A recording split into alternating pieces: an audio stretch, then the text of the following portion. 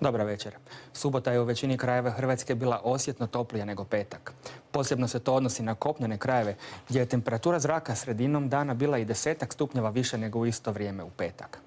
A na Jadranu je ponegdje temperatura porasla do 32-33 stupnja. Sutra ondje je podjednako toplo, odnosno vrlo toplo i vruće, no u unutrašnjosti ponovno malo svježije. Uz više oblaka samo mjestimice treba računati na kišu. Hladniji je zrak do naših kopnenih krajeva stigao sa sjevera s ovom hladnom frontom koja će sutra sredinom dana već odmaknuti daleko na istok kontinenta.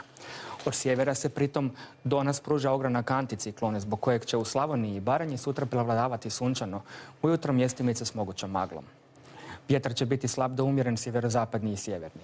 Biće svježije nego danas. Jutarnja temperatura od 10 do 13, a najviša dnevna između 22 i 25 stupnjeva. Manje toplo nego danas bit će i u sjeverozapadnoj Hrvatskoj. Najviša temperatura bit će od 21 do 24 stupnja. I tu će prvi srpanjski dan obilovati suncem. Pritom ujutro mjestimice može biti magla, a danju povremeno umjerene naoblake. Ponegdje će poslije podne puhati umjeren sjeveroistočnjak i istočnjak, kojega će biti i u gorskim predjelima.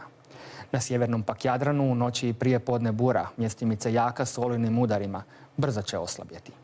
U ovom dijelu naše domovine bit će promjenljivo oblačno, ponegdje s kišom, ponajprije u Gorju te u unutrašnjosti Istre, i to većinom u prvome dijelu dana. Povremeno će umjerene pa i povećane naoblake biti i u Dalmaciji uz mogućnost za malo kiše, poglavito u unutrašnjosti. I tu će puhati bura, na udare mjestimice moguće jaka, a temperatura zraka bit će podjednaka kao u subotu. More uglavnom malo i umjereno valovito. Na krajnjem jugu najviša temperatura između 28 i 32 stupnja. Uz prolazno više oblaka samo se rijetko očekuje malo kiše ili pokoji neverin. Slaba i umjerena bura okrenut će u drugome dijelu dana na jugoistočni i južni vjetar. Početkom novog tjedna uglavnom sunčano te postupno toplije, iako će jutra još biti razmjerno svježa, ponegdje i uz maglu. Pokoji lokalni pljusak ili malo kiše mogući su u ponedjeljak uglavnom u Gorju te u unutrašnjosti Dalmacije, a potkraj utorka te u srijedu i u ostalim područjima. Vrlo toplo i vruće bit će na Jadranu.